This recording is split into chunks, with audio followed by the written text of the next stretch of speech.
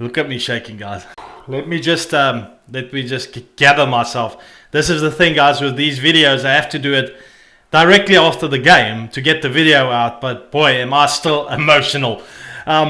Look, this one, the Springboks stole away from England. England were definitely the best team on the field for most of the game.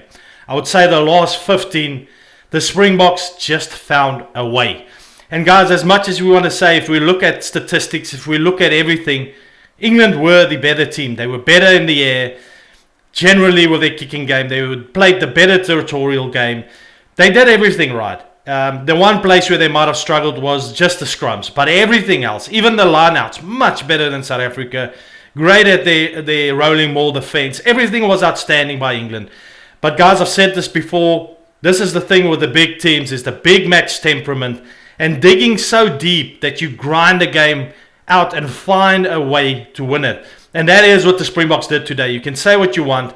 If you stand away, you're going to say, when you look at the All Blacks semis and the Springboks semis, this final, surely All Blacks are definitely going in as favourites. But at the same time, you have to say the Springboks have had to grind out games and win them, which shows you there's something deeper where they're going into to win these games.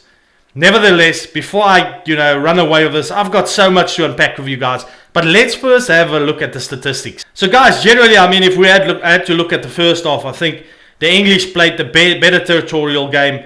The second half, the Springboks got back into it a bit. But overall, you got to feel the English played a better territorial game. The up and under kicking was outstanding. Freddie Stewart under the high ball for most of the game, outstanding. Mitchell with those little dinks over the top, kind of what Anton de Pont did. Everything came off for England. They were from the start just looked better than the Springboks all round. Their handling was better. The Springboks had a lot of knock-ons, and you just felt that this was England's game. As I watched this game, I saw me as a Springbok supporter and all the Springbok supporters and the Springboks see their World Cup, dreams slip away. Excuse the pun with the wet weather. But that's how it was. But at the end, if you look at it, territorially ending up very similar, because the Springboks did hit back in the second half to actually start winning some of their territorial battle and getting into England's half, But it took them forever. It was a real grind for the Springboks in this game. Possession-wise, you see there, England with more of the ball, guys. 56% versus 44%. The Springboks couldn't hold on to ball. They'll string on to 3-4 phases and they'll knock a ball. Try to do something in the back line, someone knocks a ball. Or there's constantly with just errors upon errors upon errors. And really, if you stand away, you'd think that the English played the better game overall. But like I've said, guys, finding a way to win games make great teams. And let's not get past that. This game could have gone anyway. The one against France could have gone anyway. But it's digging deep enough, and there's a belief within the Springbok squad. Well done to them finding it somewhere to win it. Because if we start looking at all the statistics, England on the left, 246 meters carried versus the Springboks 188. Poor. From the Springboks all round, runs more from England. Carries over the gain line a little bit more from England. Passes more from England. Defenders beaten, very similar between the two. The Springboks, when they had some running ball, at times did look good, and then another mistake again. Offloads. England more offloads than the Springboks. Mauls won. That's where the Springboks, they had a few more mauls that they could get pulled off. And the Springboks had to pretty much in this game totally rely on set piece. And when I'm saying set piece, not lineouts. They were pretty poor in the lineouts, to be honest. I've never seen the Springboks be this poor at lineouts. But really mauls and scrums especially having to go to that to win this game, really. If they didn't have the scrum abilities that they have, they wouldn't have won this game. Ruck's won 67 versus 52. Kicking from hand. I mean, the English were playing, the Springboks were playing right into the English hands, if you can put it that way. Again, excuse the pun, kicks from hand. Because the English just pretty much played the up and under game that much better than the Springboks. Now, we know the Springboks also like to play that game. It didn't come off this time around. And you could see second half, the Springboks wanted to start running it because they were realizing that the up and under game was just not as good as the English. They had to look for something else. And there you can see the meters from the kicks, the English getting quite a bit more than the Springboks. Kicks into touch, this is where the Springboks, when they had the opportunities, they exit. That's one thing that the Springboks do, they exit. So getting themselves out of the half, but quite often England playing in Springboks half. Total kicks almost double, 41 versus 29. Not quite, but almost. I mean, the English use their kicking so well. And then the scrums, that's the one thing that was poor from England. They just couldn't stand up to the Springboks. And I think the Springboks really used that as a weapon to be able to kind of keep themselves in the game. And not a weapon to kind of beat the English, but to keep themselves in the game. 87% by the Springboks, only 42% by England. Lineouts poor from the Springboks. You never see them get 15 out of 19, 78%. You know, often slapping balls and not just holding on to the balls. I know it was wet, but that's why you shouldn't be slapping it around and throwing it around. You should hold on to it. They didn't. And 78% there, but still England also not great at 70%. But from a Springbok point of view, really poor in the lineouts. Lineout steals 2 each. And then it all came back to what it always comes down to. Not that the Springboks did well. Some the penalties conceded by the Springboks, 8, 11 by England. I'm not going to be that Springbok, but I do feel there was a few from O'Keefe that was clearly. I mean, the one of for Etsebev, where the player had both hands on the floor. There was about 2-3 questionable penalty calls, but look, I wasn't going to come after this game, even if the Springboks lost, and say, "Oh, ref," because you know you always look with spectacles, your own. I'm looking with Springbok spectacles. I'm sure the English also felt that there was some calls that went against them. Tackles, Springboks having to make more tackles than the English, and that doesn't often happen. You could clearly see that the Springboks was battling in this game with that up and under game. They couldn't hold on to the possession and really build phases. It was like 2-3 phases mistake, giving the ball away. And then when the Springboks got ball, especially first half, also wanting to play the up and under game and giving away possession really, because every time Freddie Stewart gets under that ball, he's so solid in this game. I've never seen Freddie Stewart be this good, to be honest. I have seen him always fumble 1 or 2 or 3.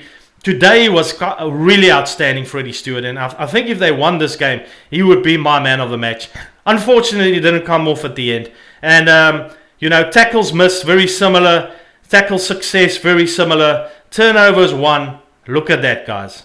The English more than the Springboks. The Springboks had something lacking, you know, at the breakdowns. It was like they weren't quick enough to the breakdowns. England was ferocious at the breakdowns. Really the better team for me at the breakdowns today. Laws over the ball, you know, Courtney Laws for me was outstanding today, and even Atoji getting over those loose balls, and the Springboks lacking that definitely in that first half, not for me being competitive enough in the breakdowns, and them going into this finals. Now all the pressure is on the Springboks to pick up their breakdown game.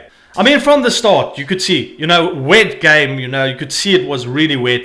And it's no excuse because the game between the All Blacks and Argentina was also wet, but it felt, I think the difference is it was raining and the ball was more slippery. A lot of up and unders from both teams, and not long penalty versus Pieter-Steph du Toit over the ball, but the ref felt that he didn't give the player a chance to place the ball. And it's a penalty for England, 3-0. Early in the game already, guys. I mean, early first, line out. England steals the first ball from the Springboks, and I'm like, what's going on here? It's very unlike Springboks to be this poor at the line out. So what the Springboks was trying to do is throw deep, because they knew that England would target them up front, because the English would want to be very competitive up front in the line out. But poor in the back, trying to throw them in the back. Obviously, the hooker struggling with that wet ball, and a lot of balls not going in straight. I mean, Mitchell, that scrum half was, I mean, he was, I think, third choice for England. But his clever little dinks over the top, getting it into the corners, so amazing. Gets a kick through, gets it into the corner, and puts the Springboks under pressure. The Springboks were under pressure from the start, and the English playing in the Springboks half of the field. Then this, it's a debatable one, but again, the Springboks feel the ball is out. It clearly looks like it's out from the replay. Ben O'Keefe calls it that it wasn't out, and we've seen this before. He did that against Ireland, also with the Springboks.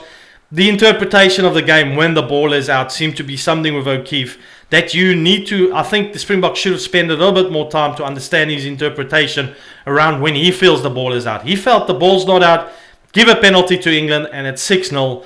And at this point, from a Springbok supporter perspective, I do have to feel tough calls.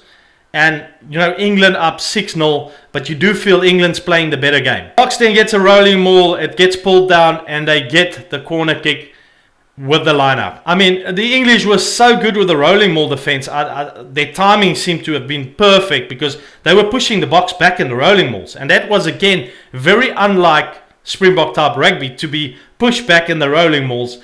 And somehow getting a turnover from the rolling maul, and every time finding a way to take the pressure off them by somehow, winning the ball back. So the Springboks couldn't get the lineouts going, they couldn't get the rolling mauls going. So constantly England getting a way to exit out of their own half. I got to say again, like some of those rolling mauls, it sometimes felt to me like the English was bringing it down. But look, overall outstanding from them in their defense in those rolling mauls. The scrum, and you think Springboks are going to be like, that's their thing. And Ketshoff clearly collapses it. And another short arm penalty for England. Manie Libbok keeps trying the up and unders. The Springboks are trying to fight fire with fire again. Same as what they did with France, trying to run it. Kicking the up and unders like England, but it's just not coming off. So Manie Libbok again to the up and unders.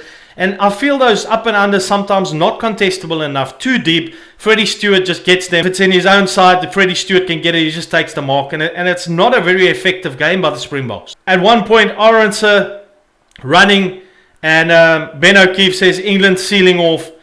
And there's a big thing going on. Everyone, Kobus Reinach being like bumped, and everyone starts grabbing each other, and it's argy-bargy. But it looked quite aggressive, I've got to say. Ben O'Keefe has nothing of it. He says to England, look, you started it. And England's back chatting. Owen Farrell's got a lot to say, and that's one of their problems. Obviously very mouthy. And he gives another 10 meters, and I felt the Springboks was lucky there. Ben O'Keefe in their favour, giving them another 10 meters, and that's where sometimes, you do get some of those calls go your way. Manie Libbok for his first kick, no problem. I've got to tell you, it's almost a mental thing. Since Pollard's been back in the team, it's like Manie Libbok has just picked up his game, and maybe that competition is what he needed from the start. Willemse on 15 was very poor today. On the up and unders, quite poor. He was struggling with the up and unders. And when he gets those, when he's able to retrieve it, instead of just, slowing it down a bit, taking the tackle and just, forming the ruck, he does these kind of wild passes and quite loose, and often for the Springboks, putting them under a lot of pressure. And I felt it was very poor from him. They should have made better decisions. Really putting Kurtley Arendse under a lot of pressure. And I've got to say, Kurtley Arendse, such a cool head. He had an outstanding game. 24 minutes in, and yet another penalty for England. They put it through. Farrell wasn't missing from anywhere. 9-3. And man, now I'm starting to I'm biting my nails, guys. I'm a bit stressed now. We see Manie Libbok's got some injury on the hand, and we've got Andre Pollard on, and I'm like, boy, this has got to be a blessing for me, because the gameplay didn't suit Manie Libbok. It didn't suit a Willemse. They're running type players. You needed more of a Willie Leroux and a Pollard in this game, and that's where a lot of Springbok supporters say, why do we have these guys in the team when they always want to kick? Sometimes that's needed in these type of games, guys. That is typical, World Cup type rugby. It can be tight and it could be ugly, and this was one of those. At one point, Arendse gets a break from the line out, but unfortunately couldn't, there's one guy that tackles him, and he couldn't do much of it. But it's the first time you see that the Springboks actually doing something, threatening with the ball, because the whole game it just felt a little bit static. It didn't feel like the Springboks was able to get anything right. Springboks get a penalty for England not rolling away. They go for the corner. Interesting.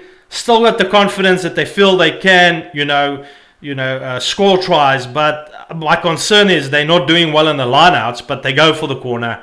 And guess what happens? Wet ball, not thrown in straight, and giving the English opportunity again to exit. And then that's that controversial call where Etzebeth is very good at reading the rucks. That's something that he's one of those locks that's very technical. He clearly sees that both hands are on the floor from England, and it was an incorrect call by O'Keefe. There's no ways that it wasn't.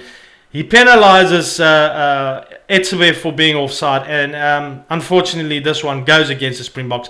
And again, you find the English putting a lot of pressure and playing within the Springboks half, and I'm like, this is going to be where, you know, I'm starting to feel, look, the Springboks got to pull something out of the bag here. They got to do something different, or this is the end of the line for them. Boks eventually steal one of the English lineouts when it mattered most, and they're able to exit again. Then England concedes a penalty at one point. The Boks go for the corner again instead of the point. They this time get the ball in straight, but the rolling maul is going nowhere. And I have to feel, sometimes it feels like the English they must have their timing perfect, because they seem to be pushing the rolling mauls back from the Springboks, which is quite shocking. At one stage they did peel away a bit, but they can't get anything right.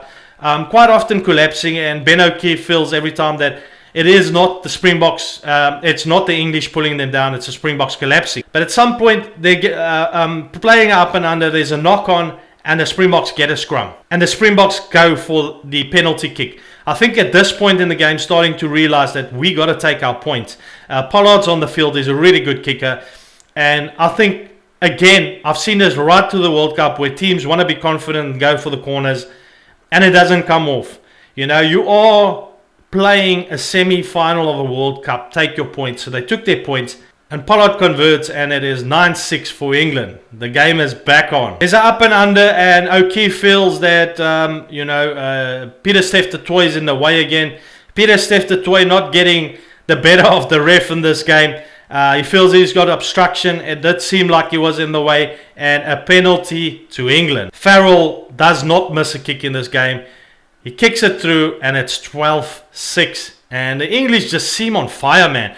The Springboks, for me, it's the end of the first half, and the English just seem that much better than the Springboks after the first half. And you feel, you know, the Springboks cannot kick off so deep that they can't contest the ball. I feel they're just giving away their position. And just generally in the up and unders, the Springboks, not good. You know, they have to look at a different strategy, in my opinion. I felt, hold on to the ball, play through phases, stop just wildly throwing the ball away, slapping the ball at lineouts. Hold on to the ball a bit, play through phases, and then try and run the English, because we know what the Fijians could do against the English. You know, any team that's been able to run the English, they do have some, you know, holes in their backline, and you are able to create opportunities. But the Springboks just couldn't, in that first half, get the handling right to get it through their hands. That ball must have been very slippery, because everyone was struggling with it. The English just that much better. I mean, their handling was just so much better in that first half. And halftime, you can hear the English fans singing, you know, and you feel it's like, it just feels like there's almost just English supporters. You see the Springbok jerseys there, but the English supporters just overpowering, and you can see the English feel this is theirs to win. You know, they feel they're on top of the Springboks. The Springboks second half then deciding to start throwing up front, because they were battling with the backline ball. A good call from them, but still struggling, because now England can read those lineouts. And Itoje was outstanding in the lineouts to kind of like ruin Springbok lineout ball. He was able again to get a hand in there and make it very scrappy for the Springboks. Again, O'Keefe at some point saying Willems sealed off, and give a penalty, and you could see Rassie and Jock was like, we've had enough. Willems, just after that, after the penalty, at one point England puts through a grubber. Willems spills it, knocks a ball on deep in Springbok half, and you could see, you know, Rassie and Jock has had enough. Willems is off, Willie Leroux comes on. And I felt this, usually I have an issue with Willie Leroux coming on for Willems, but in this game, definitely felt Willie Leroux was the right guy for this game.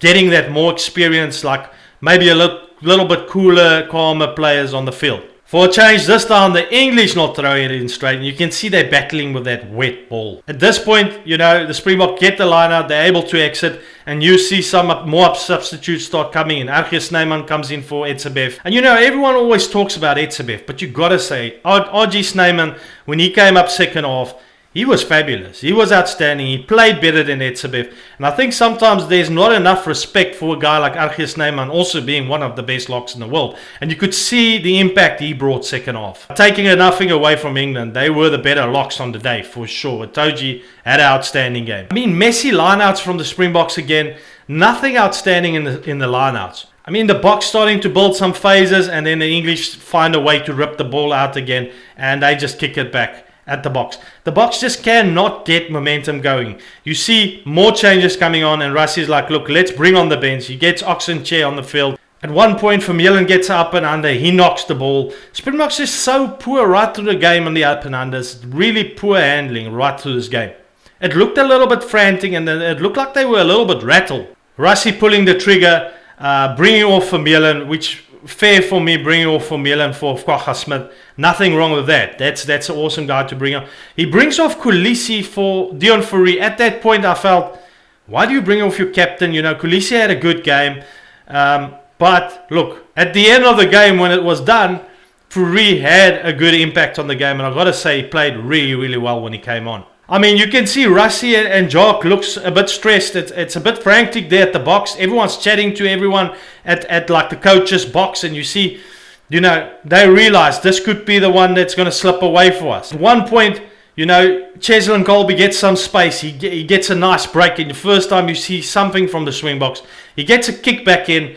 And Willie Leroux chases, but just too much. He tries to tow it ahead, but just too much on that kick, and it goes over and he kicks it out. And that's again, you know, another opportunity wasted. But I mean, it's margins. There's nothing you can do. He tried his best. You get a lot of English guys come on, guys like Merchant, Danny Kerr, a lot of the bench also starting to come on now for England. And then this great moment where, you know, Owen Farrell, you know, a lot of guys was asking, is George Ford or Owen Farrell better? Farrell can do what Ford does. He drops back, puts through a beautiful drop kick, and you feel this momentum is shifting now. It's 15-6 for England, and you just feel now it's looking like, you know, this is really going to be an England win. The Boks are just being outplayed. I'm sorry. That was the only way to describe it at that point in the game. I mean, the ball looked a little bit drier towards the end of towards the last part of the second half, but I mean, again, the Boks try and move it through their hands, and they're coming at pace, trying to run it, because I think that was the halftime call. Let's go run, England.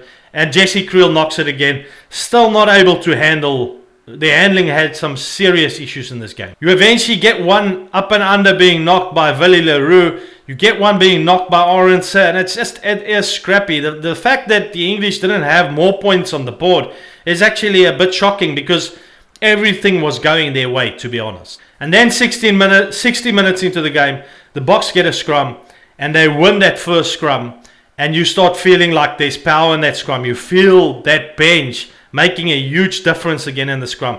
And I think if there's two things for the Springboks that was important in this game that really pulled them through, it is their impact that their players from the bench brings, their depth, and then of course their scrums is really the thing that's been you know, the saving grace in this game. You know, from a backline perspective, Springboks struggled. I think the only guy that really stood out was basically Andre Pollard. Curtly Orense tried his best under the conditions, and he was put under a lot of pressure because the fullbacks were struggling. Boks want to run it. Leroux trying some kind of like cross kick, poor cross kick. It kind of floats back and nothing comes from it. Again, another opportunities where they could have held on to the ball, kind of get it to Delelindi, play the crash balls and just work through some phases.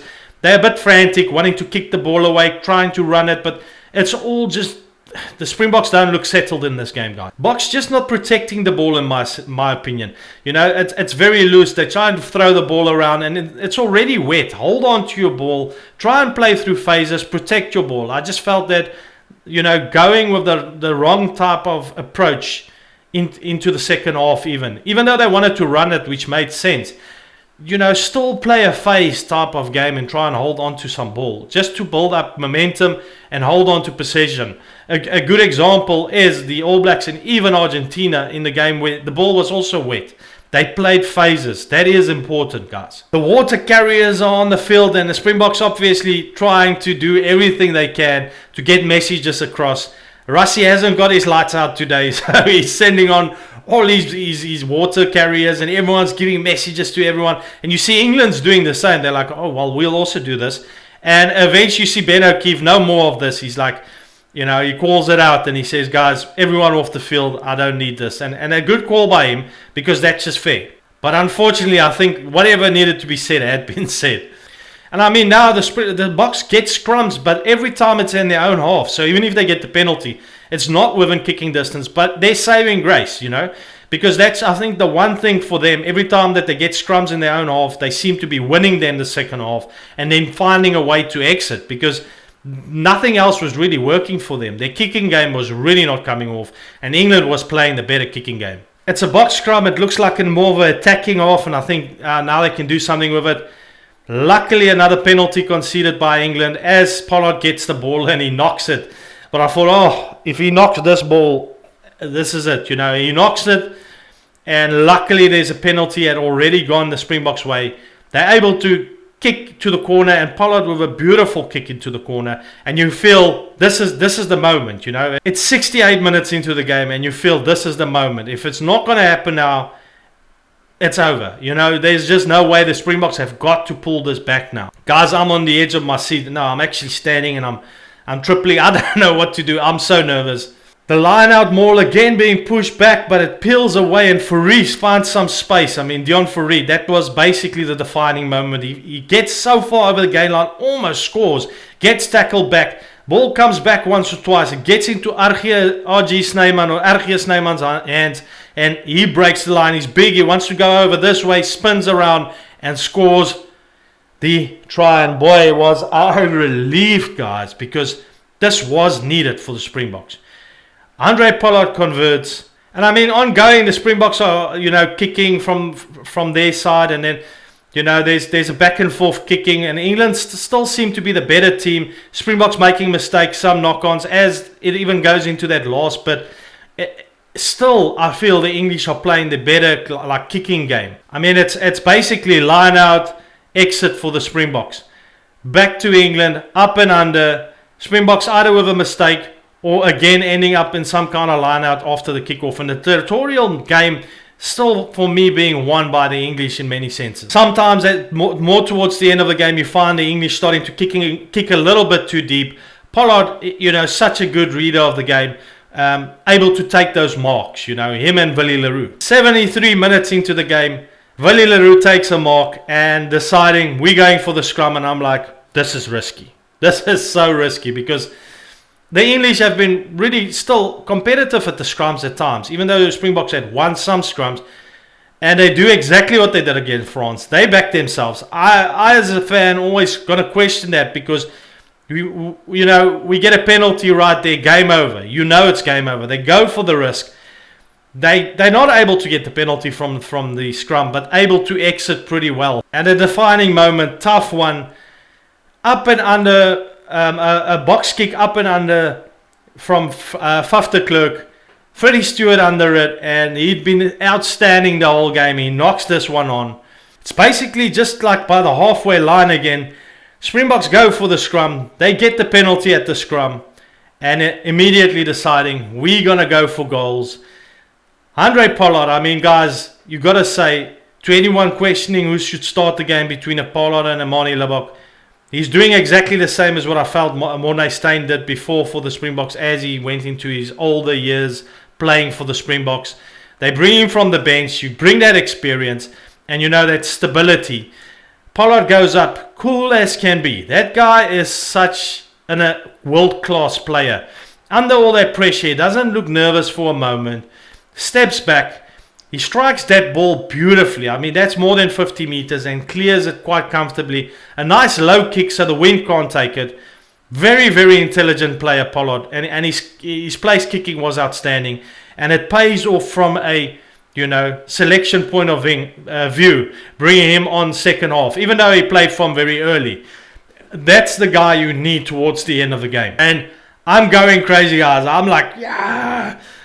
I mean, I know what this means. This could be the defining moment. Interesting. England brings back forward because they're obviously looking for that, drop kick, and it's a real thing. It could happen.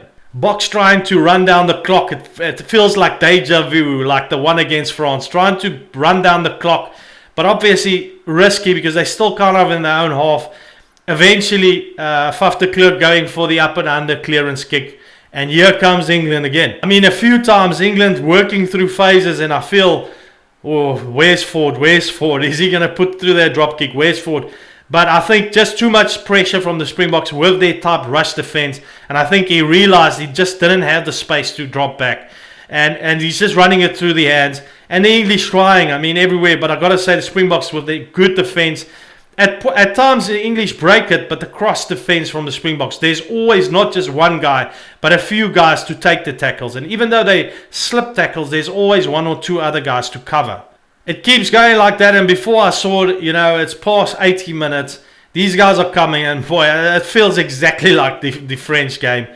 And at one point, a knock-on, but it was tricky because Ben O'Keefe couldn't see it. It was on the camera angle, I could see it, and obviously fans, but he couldn't see it. It was on the other side. Luckily, the linesman calls it, and I'm so glad that that wasn't missed. The knock-on. And the Springboks win this game, guys. And you can imagine from a Springbok supporter how relieved I am. And let me tell you, every English supporter, you can be proud today, at the way that the English played this game. This could have been easily an English win. And they were. I mean, I'm a Springbok supporter, but they were the better team on the field for the day. But unfortunately, that's the way sports work, guys. We know this. There's no justice in it in that sense that you could be the best team for 70 minutes of a rugby game. But if you get that the opposition team use the right opportunities at the right times, and you don't use the ball that you have and the advantage that you have enough, England should have put more on the board. Let's be honest. They should have put more on the board. They were controlling this game in so many ways. They should have put more on the board. They didn't. They left the Springboks in there with a shot. You don't leave the world champs that's got a strong belief they can in a game up to the end like that. You're always going to risk it, And the Springboks with this, they had to really go really, really deep. And as much as I say well done to England, doesn't matter if this was against the grain of the game and if the Springboks wasn't the better team on the field. They won the game, guys. And that's what it's about. Can you win games? And this is a mentality that the All Blacks and the Springboks have had. And it's by no chance. If people think it's by chance that these two teams are in the finals. The All Blacks obviously smashing quite a lot of teams quite far now if we look back at the whole World Cup. The Springboks are having to scrape it through in some games. But the fact is, even if you look at the game against Ireland between All Blacks and Ireland, finding a way to win games is what's the distinguishing factor in World Cups between the top 5 teams in the world. It's just those two teams, the teams that's always been more successful in the last few World Cups has been the All Blacks and the Springboks. Because in those big games against the Northern Hemisphere teams, they just find that little bit extra.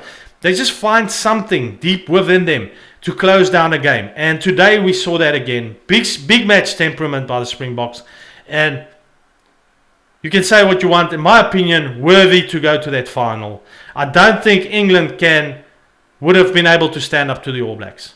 The type of game that the English play, the up and under game, the All Blacks would have just run the English if this was the All Blacks. And if anyone runs the English and they're successful at it, they'll beat the English. Because the English opens up in their defense in the back line when you start running them. Not taking nothing away from this game, but the Springboks did play into the English hand. They like the kicking game. That's their type of style of play. They want to make it kind of messy. Definitely, I think the right team going to this final. And boy, are we making ourselves up here for a big final. All the pressure is on the Springboks now.